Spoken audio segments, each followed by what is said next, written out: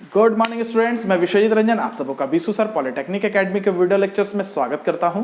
हम लोग का जो आज का topic of discussion SBT mechanical 6th semester के स्टूडेंट्स के लिए है। जो टॉपिक आज हम लोग अपने वीडियो लेक्चर्स में डिस्कस करने वाले हैं, इसका नाम है मेथड स्टडी। ये आप लोगों को प्रोडक्शन टेक्नोलॉजी के पेपर में वर्क स्टडी के चैप्टर में पढ़ना है।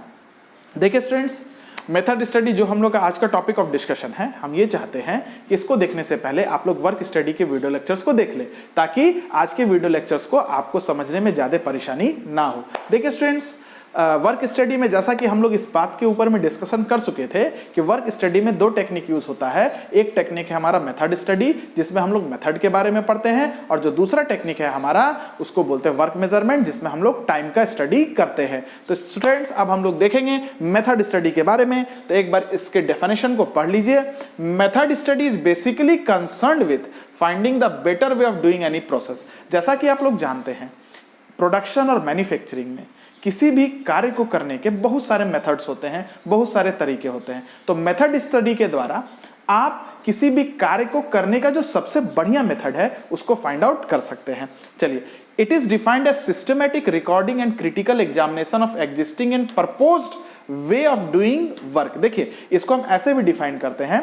आपको पता है कि किसी भी कार्य को करने के बहुत सारे तरीके होते हैं, और ये जो तरीका है ये पहले से ही डिफाइंड होता है। तो किसी भी कार्य को करने के बहुत सारे जो तरीके हैं, जो पहले से ही प्रपोज्ड है, जो पहले ही से डिफाइंड है, उन तरीकों से अगर आप कार्य को करके देखते हैं तो कुछ डाटा आपको मिलेगा, कुछ रिकॉर्डिंग आपको मिलेगा, जिनका आप एनालिसिस कीजिए, जिनका आप एग्जामिनेशन कीजिए, और इन एनालिसिस और एग्जामिनेशन के आधार पर उन सारे मेथड में से जो सबसे बढ़िया मेथड है उसको डेवलप कर लीजिए। यही बात यहां पर लिखा हुआ है।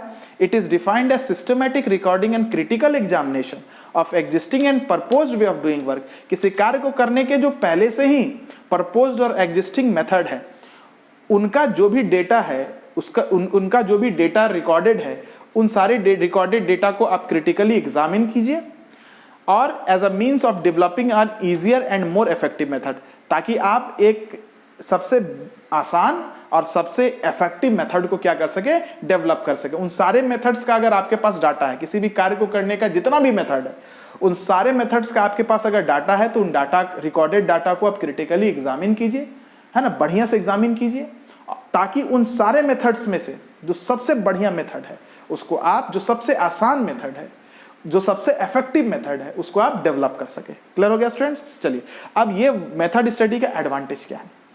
अगर आपको सबसे आसान तरीका मिल गया कार्य को करने का, तो क्या होगा, इस तरीके से अगर आप कार्य को करते हैं तो अननेसेसरी मटेरियल का मूवमेंट नहीं होगा, अननेसेसरी मैन का मूवमेंट नहीं होगा। क्योंकि मैन्युफैक्चरिंग प्रोसेस में या प्रोडक्शन प्रोसेस में आप लोग देखिएगा, आपका जो प्रोडक्ट, आपका जो रॉ मटेरियल है या जो आपका वर्क पीस है, वो एक वर्क स्टेशन से दूसरे वर्क स्टेशन जाता है, मतलब मटेरियल का मूवमेंट होता है।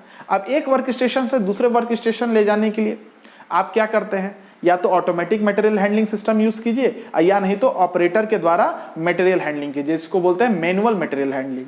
मतलब यहां पर देखेंगे कि प्रोडक्शन प्रोसेस में या मैन्युफैक्चरिंग प्रोसेस में मूवमेंट जो होता है वो मैन और मटेरियल दोनों का होता है। अगर आपका प्रोडक्शन प्रोसेस ऐसे मेथड से हो रहा है जो सबसे बेहतर मेथड है, तो इससे क्या होगा कि आपके मैन और मटेरियल को अननेसेसरी मूवमेंट नहीं करना पड़ेगा। नहीं तो अगर आपने काम को करने से पहले ही उसके रास्ते को डिफाइन नहीं किया है, तो हो सकता है कि आप अपने वर्कपीस को एक जगह से दूसरे जगह ले जाने के क्रम में, या मेन एक जगह से दूसरे जाने के क्रम में इधर उधर भटक जाएंगे। तो अगर आपको आपके कार्य को करने के तरीके पहले से ही डिफाइंड होते हैं और वो सबसे बेस्ट मेथड होता है, तो इससे क्या होता है, अननेसेसरी जो मूवमेंट है मेन और मटेरियल का, वो अवॉइड हो जाता है। तो इसका पहला एडवांटेज तो यही हो गया, avoid unnecessary movement of both men and material. दूसरी बात है, जब आपका जो मेन है, जो ऑपरेटर है, जो इधर उधर जब नहीं बौख रहा है, अननेसेसरी जब मूव नहीं कर रहा है, तो उससे उसको फटीग भी नहीं होगा, और आप अगर बेस्ट मेथड के द्वारा अपने कार्य को कर रहे हैं, तो आप अपने ह्यूमन को इफिशिएंट वे में यूज कर रहे हैं, तो इससे उनको थकावट नहीं होता है। To reduce human effort and fatigue. ठीक है। दूसरी बात, अगर आपका रास्ता सबसे सही है, तो मटेरियल भी इधर उधर बौख नहीं रहा, इधर उधर भटक नहीं रहा, जहां जाना है उस सबसे बेस्ट तरीके से वहां पहुंच रहा है। इसका मतलब मटेरियल को कम से कम हैंडल करना पड़ रहा है एक जगह से दूसरे जगह ले जाने में, to reduce material handling. Clear है? अच्छा, अब देखिए, अगर आपका प्रोसेस डिफाइंड है कि इस मेथड से आपको करना है, पहले इस वर्क स्टेशन पर हमारा प्रोडक्ट रहेगा, फिर दूसरे उस वर्क स्टेशन पर हमारा प्रोडक्ट जाएगा, फिर उसके बाद उस आगे वर्क स्टेशन पर मेरा वर्क पीस जाएगा, है ना, प्रोडक्ट नहीं वर्क पीस जाएगा।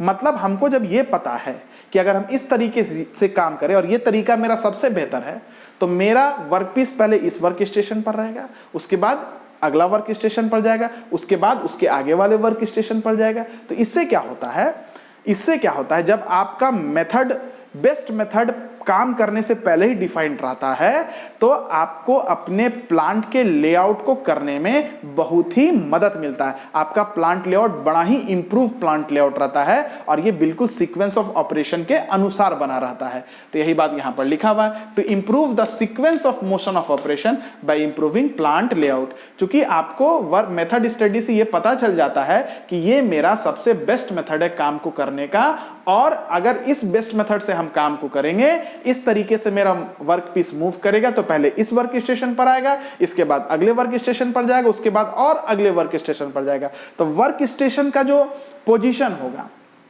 वो बिल्कुल सीक्वेंस ऑफ ऑपरेशन के अनुसार होगा, और जो आप प्लांट को लेआउट कीजिएगा जिसमें दर्शाइएगा कि आपका पहला वर्क स्टेशन कौन होगा, दूसरा वर्क स्टेशन कौन होगा और उसके बाद वर्क स्टेशन कौन होगा, ये भी काफी इंप्रूव हो जाएगा और ये बिल्कुल अकॉर्डिंग होगा आपके बेस्ट डेवलप्ड मेथड के अनुसार।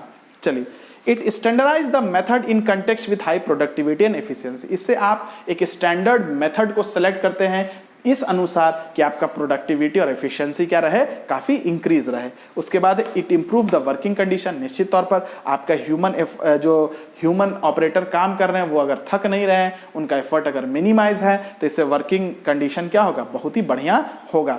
चलिए, it reduce the manufacturing cost by reducing the waste and scrap. अगर आपने बेस्ट तरीका सेलेक्ट करा है तो आपका जो वेस्टेजेस होगा वो कम होगा, जो स्क्रैप बनेगा वो कम बनेगा, और मैन्युफैक्चरिंग कॉस्ट जो होगा प्रोडक्ट का वो क्या होगा, घट जाएगा।